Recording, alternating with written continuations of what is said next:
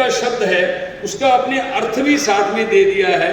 मैं अग्निमंद का एक अध्याय पढ़ रहा था जिसमें जैसा कि आपने यहाँ ये श्लोक है, एषः यह नाना व्याधि अनेक रोगों को करने वाला, तो अनेक व्याधियों को करने वाला, ये जो आपने इस तरह से इसकी संस्कृत की हिंदी साथ साथ कर दी है, जो पीसीबी फिजिक्स केमिस्ट्री बायोलॉजी बच्चे पढ़ कर के आते हैं उनके लिए जो हम उनको लघु सिद्धांत कौमुदी पढ़ने के लिए कहते हैं या पाणिनियम पढ़ने के लिए कहते हैं या अन्य हमारे संस्कृत के काव्य शास्त्र पढ़ने के लिए कहते हैं, वो जरूर उनको पढ़ने चाहिए। हमारे ये ग्रंथ भी बड़े आदरणीय हैं, लेकिन अगर वो नहीं भी पढ़ते तब भी आपके इस ग्रंथ को पढ़ने के पश्चात वो जितना उनको बोध होना चाहिए, जितना उनको ज्ञान लेना चाहिए, उतना ज्ञान मुझे लगता है हर विद्यार्थी को प्राप्त होगा।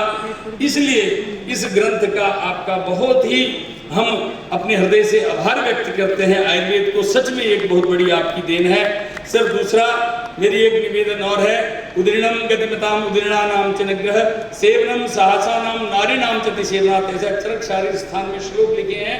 इनको कोई भी किसी प्रकार से विद्यार्थी को पढ़ाता नहीं, निदान के बहुत बड़े कारण हैं।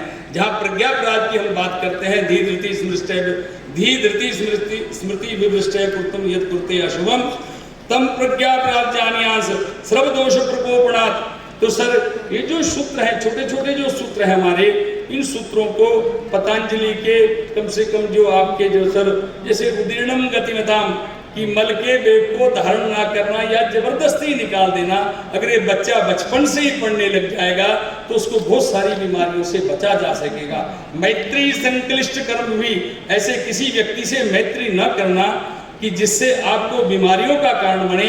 अकाल देश संचारो मैत्री संक्लिष्ट कर्म भी, ऐसे किसी स्थान पे न जाना जिससे रोगों को उत्पन्न ना करें, न हो सके।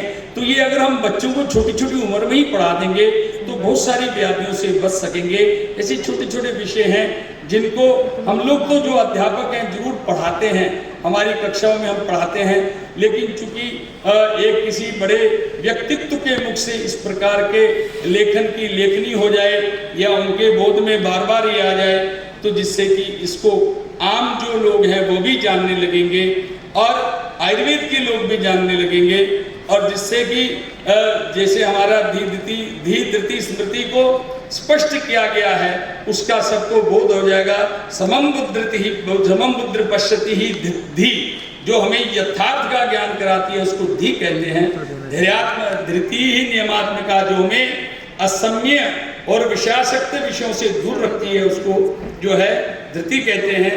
और जो संस्कारजन्य ज्ञान को उत्पन्न करती है, ये शरीर निदान के सबसे उत्कृष्ट बोध बताए हैं। ये दोनों पक्ष में बोलते हैं, व्याधि को उत्पन्न करने के लिए भी बोलते हैं और आरोग्य को प्राप्त करने के लिए भी बोलते हैं। इसलिए ऐसे छोटे छोटे विषयों को भी आप थोड़ा सा आपके माध्यम से, क्योंकि मैं जानता हूँ कि आदरणीय बाबा रामदेव जी का बहुत बड़ा परिवार है, पूरा भारतवर्ष उनका परिवार है, उनके संबोधन से और आचार्य बालकृष्ण जी के संबोधन से ऐसे नैदानिक विषय, ऐसे रोगों को हरने वाले जो विषय हैं, अगर हम आम जनता को बताएंगे तो उससे वो सच में आयुर्वेद जिस चीज को करना चाहता है, और आजकल आयुर्वेद का काल चल रहा है, इस काल में हम लोगों को आरोग्य प्रदान कर सकेंगे।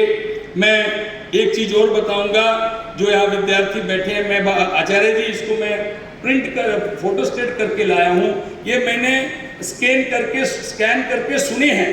आप इतने अच्छे एनवायरनमेंट में यहाँ के विद्यार्थी रहते हैं। मैं जामनगर में पढ़ता था तो वहाँ का एनवायरनमेंट गुजरात आयुर्वेद विश्वविद्यालय का बहुत अच्छा था।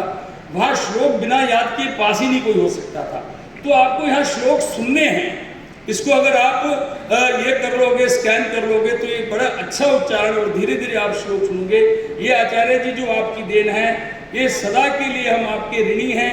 विद्यार्थी वर्ग आपका ऋणी है, अध्यापक वर्ग आपका ऋणी है, और ऐसे आपकी सोच के लिए मैं आपको बारंबार प्रणाम करता हूँ। ज़्यादा समय न लेकर के आपने मुझे यहाँ बुलाया और मैंने इस ग्रंथ को सूक्ष्मतर भाव से जितना भी देखा, इसके लिए मैं आपको नतमस्तक हूँ।